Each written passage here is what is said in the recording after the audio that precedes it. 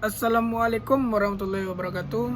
Perkenalkan, nama saya Fikri Naldi, NIM 1811020059. Jurusan Sejarah Peradaban Islam, mata kuliah Sejarah Pendekatan Politik. Baiklah, di sini saya akan menjelaskan tentang karakteristik 4 Khulafaur Rasyidin.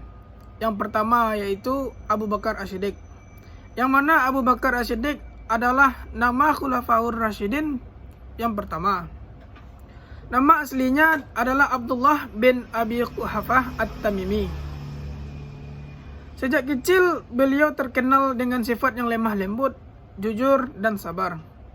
Beliau telah bersahabat dengan Rasulullah SAW sejak berusia remaja. Nabi memberinya gelar As-Siddiq, berarti yang berkata benar, setelah Abu Bakar membenarkan peristiwa Isra Mi'raj yang diceritakan Nabi kepada para pengikutnya. Dari situlah ia lebih dikenal dengan nama Abu Bakar As-Siddiq.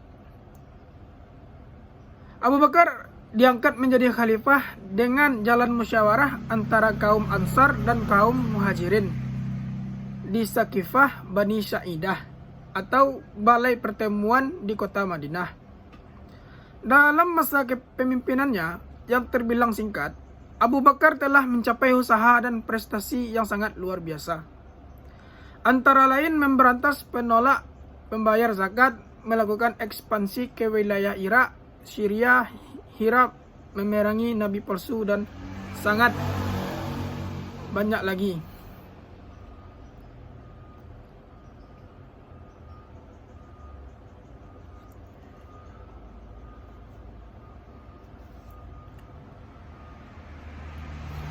Yang kedua yaitu Umar bin Khattab. Umar bin Khattab adalah salah satu di antara nama Khulafaur Rasyidin sekaligus tokoh besar dalam sejarah Islam yang paling berpengaruh. Ia dikenal dengan pribadi yang berani, bertekad kuat dan tegas. Umar merupakan salah satu sahabat dekat Nabi dan juga merupakan ayah dari Hafsah, istri Nabi Muhammad. Di bawah masa kekhalifahan Umar, Islam tumbuh dengan sangat pesat, didukung dengan kondisi politik yang lebih stabil. Islam berhasil mengambil alih Mesopotamia, sebagian Persia, serta Mesir, Palestina, Syria, Afrika Utara, dan Armenia dan Kekaisaran Romawi. Selain itu, pembentukan Baitul Mal menjadi gebrakan besar Umar di bidang ekonomi. Berkat keberhasilannya atas penaklukan yang berlangsung pada masa pemerintahannya, Umar mendapat gelar Amir Al-Mukminin atau komandan orang-orang beriman dan dikenal sebagai Al-Faruq atau tegas membedakan benar dan salah. Yang ketiga yaitu Utsman bin Affan. Adalah khalifah ketiga sekaligus Khulafaur Rasyidin dengan masa kekuasaan terlama. Utsman dikenal sebagai pribadi yang lembut dan murah hati. Mulanya Utsman memeluk Islam karena ajakan Abu Bakar dan menjadi salah seorang sahabat dekat Nabi SAW. Beliau mendapatkan gelar Zun Nurain atau yang memiliki dua cahaya. Utsman adalah seorang saudagar kaya dan cerdas sejak muda. Meski demikian, ia memiliki sifat sederhana. Sumbangsihnya yang paling menonjol adalah sifat kedermawanan dalam memberikan harta yang digunakan untuk kepentingan Islam. Utsman juga dikenal atas perannya dalam mengumpulkan ayat-ayat Al-Quran, menyalin dan membukukannya karena jasa besarnya yang bermanfaat bagi umat Islam itulah. Maka mushaf tersebut dinamakan Mushaf Utsmani. Yang keempat yaitu Ali bin Abi Thalib. Ali bin Abi Thalib adalah nama Khulafaur Rasyidin yang terakhir setelah Abu Bakar, Umar, dan Utsman. Ali diberi gelar khusus karamallahu wajahahu, yang artinya semoga Allah memuliakannya. Masa kekuasaan Ali merupakan periode tersulit dalam sejarah Islam karena terjadi perang saudara pertama kalinya di dalam tubuh umat Muslim yang disebabkan oleh terbunuhnya Khalifah ketiga Utsman bin Affan.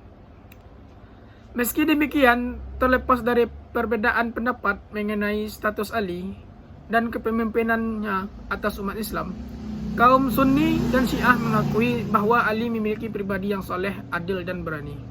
Ali begitu berjasa dalam membenahi keuangan negara atau Baitul Mal, memajukan bidang ilmu, bahasa, pembangunan, dan meredam pemberontakan di kalangan umat Islam. Selanjutnya yaitu jelaskan tentang karakteristik Presiden Soekarno dan Soeharto pada masa jabatannya. Yang pertama, Soekarno. Pada masa keluruhan Soekarno antara 1965 sampai 1970, dengan demikian, penulisan tentang presiden kita yang pertama ini tampak tidak objektif karena sudah berselubung aura kebencian yang sangat mengarah kepada penjerumusan dan pengkucilan. Orang tidak usah mempelajari teori penjalaran di informasi, tetapi dampak bahwa berita tentang Soekarno dalam episode fajarnya Orde Baru yang lahir di kala itu dibangkitkan oleh mesin propaganda yang sangat mengenal fenomena permukaan subjeknya, yakni Soekarno. Wawasan politik Soekarno, jerit dan pekik perjuangannya untuk rakyat dunia. 3. Menentang ketidakadilan. Usahanya melepaskan diri dari genggaman oligarki internasional dan gagasan to build the world all-new-nya. Tenggelam dalam kritik yang dilandasi sandungan kerikil langkah Soekarno dalam kehidupan yang mendunia. Bahkan pada suatu saat timbul rasa canggung melihat dan membaca pemberitaan di harian yang biasanya tidak kuning, mempermainkan impian dengan kenyataan.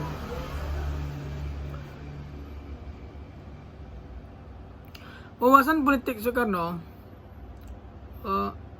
tidak perorangan yang dapat terjadi secara alami di dalam keadaan normal. Nir kebencian sering diletakkan di bawah lensa pembesar untuk mencari indikasi keterlibatan Soekarno dengan Kemelur yang baru saja terjadi pada akhir bulan September 1965.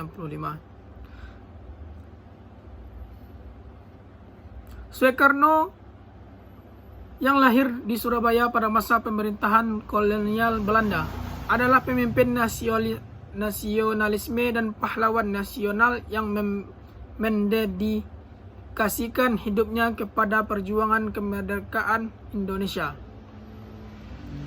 Meskipun bertumbuh dalam lingkungan tradisional Jawa dan dikombinasikan dengan pengaruh Bali dari sisi keluarga ibunya, Soekarno mendapatkan pendidikan di sekolah-sekolah modern kolonial Belanda. Sejak usia muda, minat utamanya adalah membaca buku-buku dengan topik filosofi, politik, dan sosialisme.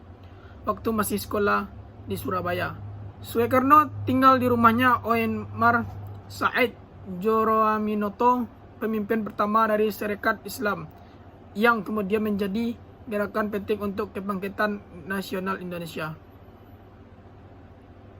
Djorominoto menjadi mentor politik dan inspirasi bagi Soekarno. Pada tahun 1927, Soekarno mendirikan dan menjadi pemimpin sebuah organisasi politik yang disebut Partai Nasional Indonesia atau PNI, yang bertujuan untuk mencapai kemerdekaan penuh untuk Indonesia.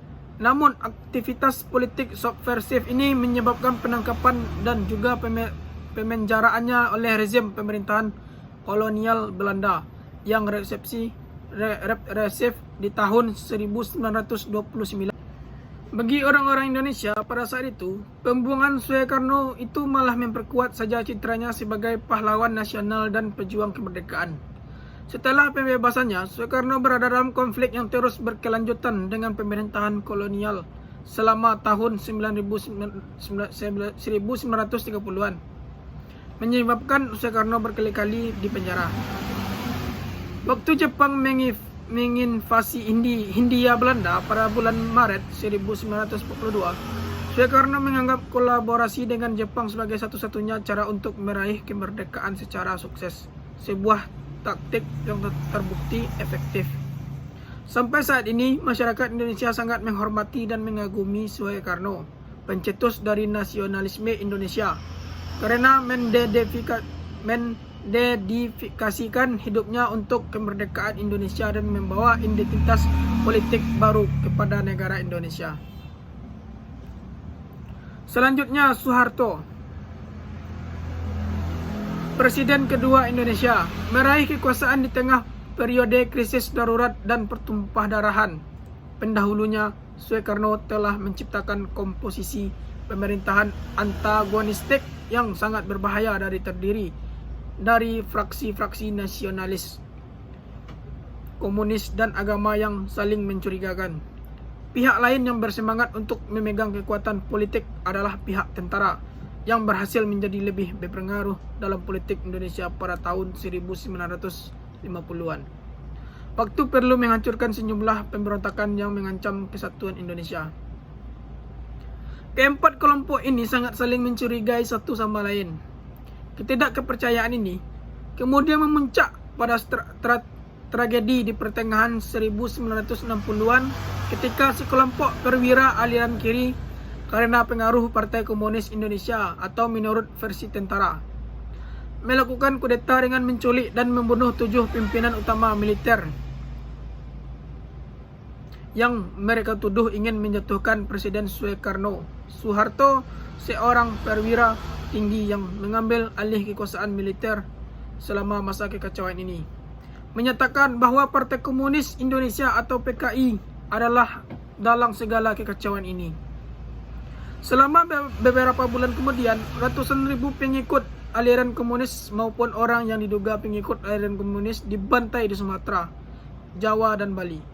Walaupun banyak fakta tetap tidak diketahui keberadaannya. Jelas bahwa Jenderal Soeharto muncul sebagai pemilik kekuasaan yang besar di tengah kekacauan di tahun 1960. Sekian, terima kasih. Wassalamualaikum warahmatullahi wabarakatuh.